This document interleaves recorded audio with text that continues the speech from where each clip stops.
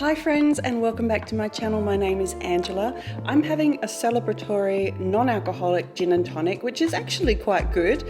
The reason I'm celebrating is because we are halfway through the year and I'm going to do the mid-year freak out tag with you. And I don't know if I've shared with you that this year I kind of decided to go dry. I thought I was going to just do January and then that kind of went into February. I did have a cocktail in Japan, but you know, when in Rome, you'd kind of go with the flow. And I decided not to drink just because it wasn't really serving me any purpose. I don't drink a lot as it was, so I kind of thought, why not just go completely be a teetotaler? And that's what's happened this year, and I'm not bummed about it at all. So we're going to do the mid-year freakout tag. I really do enjoy doing tags, if anything, because it kind of makes me feel like I'm doing a little interview with myself. And I didn't do this tag last year, but I did come across it, so I thought I'll do it this year. I think there's 13 questions, and we're just going to go through the first 6 months of this year, and I'm going to talk about the books that I've read and what might be some favourites, what were not favourites, and we'll go with the flow. So first of all, how many books have I read up to this point in 2025? We are now in June. I have read 32 books at the time that I'm recording this, and my goal for the year was actually 60 books. So I'm well on target for the goal of books that I wanted to read this year. And I think last year I set a goal of 50, which I exceeded.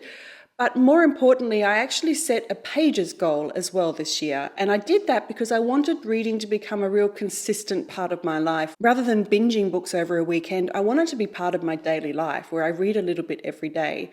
And so for that reason, I set a pages goal, and I'm only 37% of the way through to my pages goal.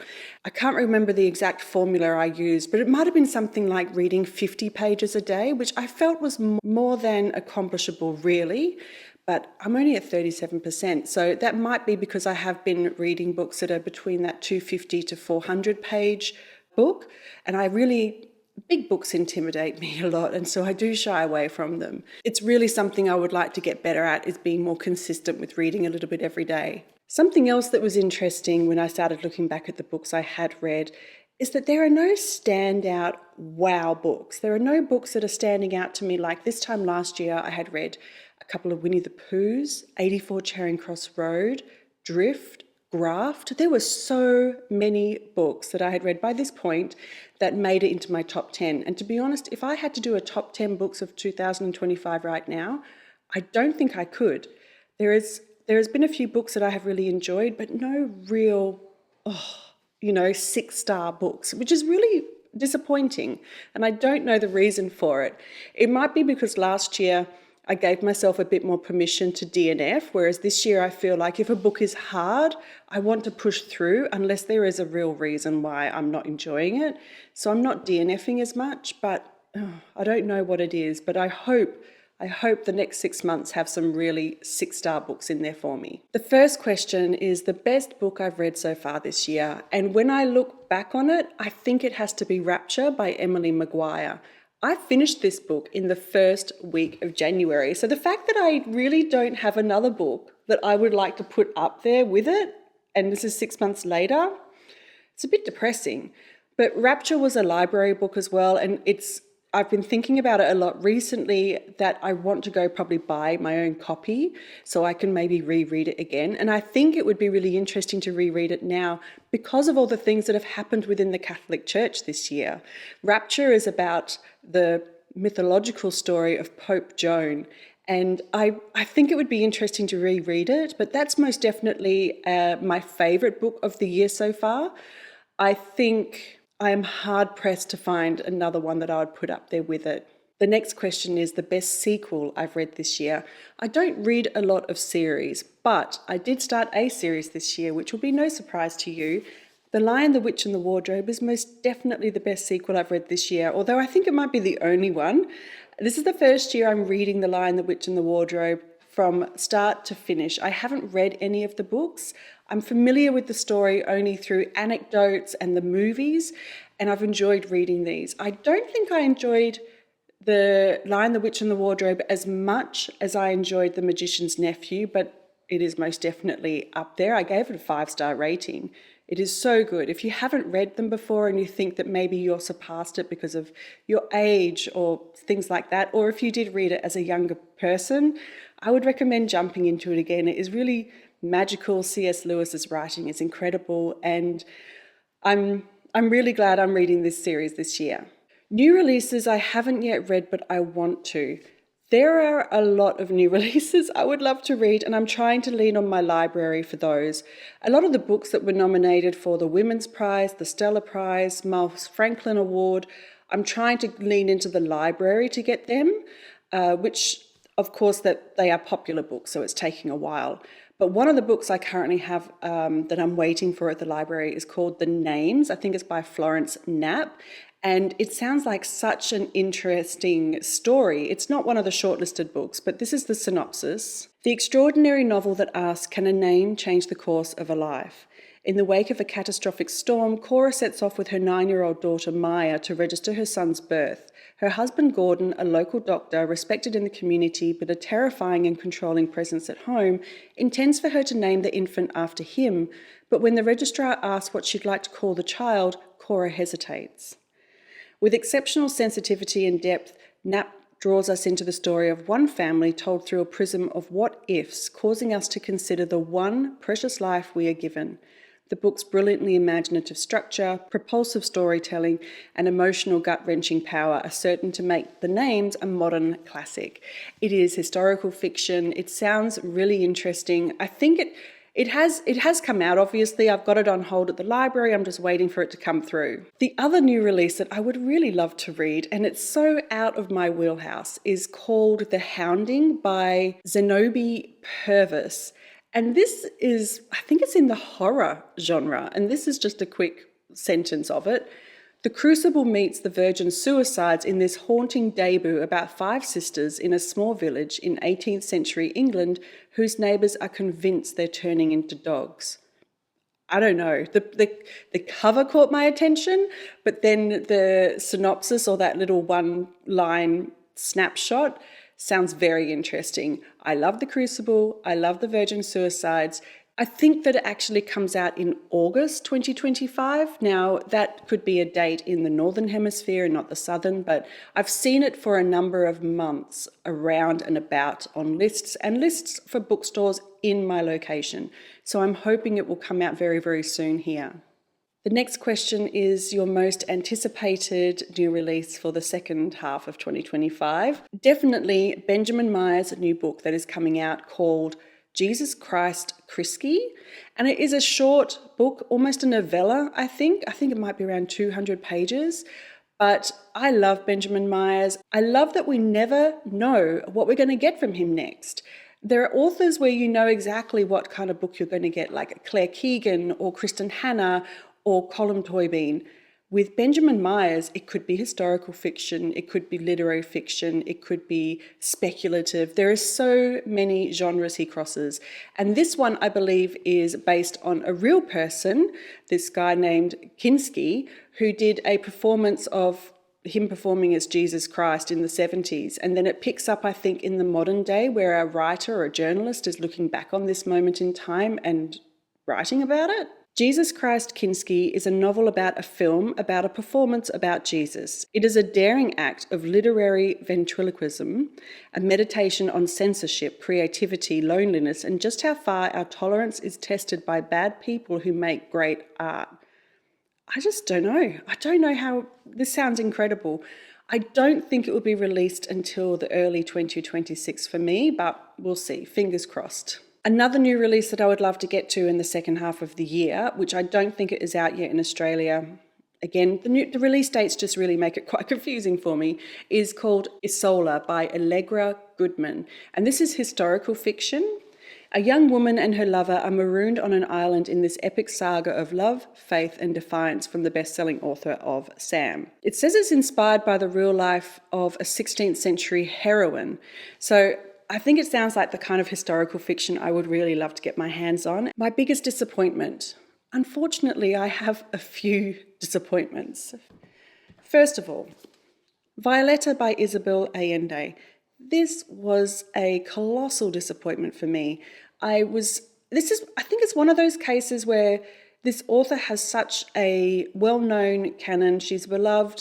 People really go for her new releases when they come out. I hadn't read Isabel Allende before, and this was my first one. I only finished it because I was doing it as a buddy read, but it just fell so flat for me, and I'll put a link below to the video where I shared my review on it. But that was a disappointment for sure, because I had built it up that I thought it was going to be phenomenal. Another disappointment was Tress in the Emerald Sea. I was dipping my toes in the fantasy world, and unfortunately I fell a little bit flat as well. So that was a bit of a disappointment. And I also, perhaps the biggest disappointment was the book called Ask Not, which is a non-fiction book. And it is such a great concept about the women who were in the Kennedy's life, from Joe Kennedy through to RFK now, and the way they were treated and their lives, and how the Kennedys really treated women as these disposable things in their life. They served a purpose for one thing and then they would just discard them. And it was such an interesting concept because it was telling the story of the women. But then the book was just totally manufactured like fan fiction. Even in the introduction, the author said that she had taken a lot of creative license. And I was like, well, that's not non-fiction. You can't embellish and make up things in a non-fiction book. So that was awful. On the other hand, what was my biggest surprise? I think it was probably The Other Valley by Scott Alexander Howard. I only read this last month and I've had it on my bookshelf for a year. And I really, really enjoyed it. It is speculative fiction, a little science fiction. I think it is severely underhyped. I think that a lot more people should read this book. I haven't heard much about it. So this was a really great surprise. The other surprise for the first half of this year is that I've dipped my toes into the romance genre, and I've read 2 specific romance books. One of them is called Romancing Miss Stone, and the other was The Wedding Forecast by Nina Kenwood. And I really enjoyed them. You know, they're not 5-star reads, but they were great, like beach reads, something that you want to stay in and really find out what the outcome is going to be of these people's lives. And I enjoyed that. So maybe there'll be more romance in my reading life. Is there a favourite new author, either a debut author or someone new to me? Yes. Emily Maguire, I think, is someone who I would love to read more of her back catalogue. I don't think there is a lot, but I really would like to. So Emily Maguire. And the other author that is new to me is C.S. Lewis. I haven't read any of his books before. I know the anecdotes and everything, but I haven't read them, and I am in love with his writing. I said I've been reading the Chronicles of Narnia. I've also been reading, at the moment I'm reading A Grief Observed by C.S. Lewis, which has such a fascinating history. I'm really enjoying his non-fiction writing, his apologetics work, as well as his fiction. So that is a new favourite author to me. Newest fictional crush or worst book. I think I've already done enough bad books. My new favourite crush is Reuben from Chai Time at Cinnamon Gardens. Reuben, I can't wait. I'm going to share this with you in my roundup for the end of June, because I read it in May, but I read it as a buddy read, and I really want to debrief with my friend first. And she's probably screaming at the TV because I've chosen Reuben, because she loves him just as much as I do. So the Cinnamon Gardens is a nursing home in Sydney, and there are a lot of people from South Asia that live there, from India, Sri Lanka, all over the place. And Reuben is I'm pretty sure he's from Sri Lanka, and he has had a horrible, horrible youth and upbringing. But now he is in the Cinnamon Gardens, and he is like a bit of a handyman. He does a lot of work. But the thing that I love about Reuben is that he could be a monster. The things that he has seen in his life could have turned him into a real monster. But instead, he is so gentle and generous, and I think he's a little bit hot. And he is one of the most beautiful characters I've ever read. I really, really enjoyed Reuben's story. So he is my new fictional crush. My newest favourite character, I think hands down this would be Buck from Rare Singles by Benjamin Myers. Buck is our main character in Rare Singles, and he is a man I want to say he's in his 70s, I can't recall, but he is someone who, again, he could have lived a particular life and it didn't happen for him. And now he's kind of being given a second chance by being invited to this music festival in England, Scarborough, I think it's in Scarborough, and he's been asked to come because at one point in his youth he cut a record, and it is beloved by people in England. So he goes there, but he is just such... I see him as a real gentle giant, and I would really just love to give Buck a big hug and spend some time with him. He is one of my new favourite characters in literature. The next question is a book that made me cry, and I don't think there is one. I am someone that will cry very easily at movies, at commercials. I have a very sensitive soul. But when it comes to books, there have been a handful that have made me cry, and I don't think I've experienced that this year. Potentially, no, I don't think there is one. And there have been some books that have been hard to read, but no, I haven't had a book that's made me cry. Not like last year when I read James. I cried at the end of finishing that one by Percival Everett. I haven't had that reaction to a book this year. A book that made me happy. This one, most definitely, is The Hobbit by J.R.R. Tolkien. And I shared this video recently, which was me reading this in real time. I hadn't read it before. And I didn't realise I was smiling like a fool through that video as I was getting introduced to Bilbo, and Gandalf was bringing all the dwarfs in, and I just loved it. I loved the cosy atmosphere. I loved the way that they were interacting, Bilbo's inner dialogue. That made me it just made me smile. The next question is, what is the most beautiful book or cover design? I really did enjoy the Raising Hare book, which is here. I thought this was a beautiful cover design, and it actually has a lot of the illustrations on the inner flyleaf, and those illustrations are throughout the book as well. This was a really beautifully presented book. I think I do buy books for their covers, so I'm not ashamed to say that. I think Rapture, the Australian, maybe the UK edition of Rapture, is beautiful. I also loved the cover of The Wager by David Grain. It had this painting of the ship on the front, and it was so beautiful. I really loved that one. And I think the other one that I really enjoyed, that I think is a beautiful cover, is Where the Old Roses Grow by Janelle McCulloch. This is just a lovely cover. I think it's really beautiful. And the last question is, what books am I prioritising for the second half of this year? Well, I need some 5-star books. I need some books that are going to rock my world. And so I do have a project of books that I wanted to read, and that was 5 classics in 2025.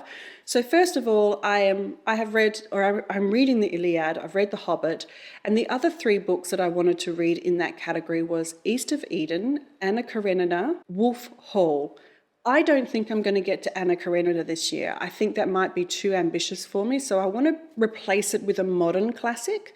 And I was thinking Cloud Street by Tim Winton, but I need like a 5-star read. So I am tossing up between Donna Tartt's The Secret History and The Goldfinch. I have read neither. I have not read Donna Tartt before. But I'm thinking that The Secret History might be a really good one to read after The Hobbit, because I am now coming into winter. There's those dark academia vibes happening right now.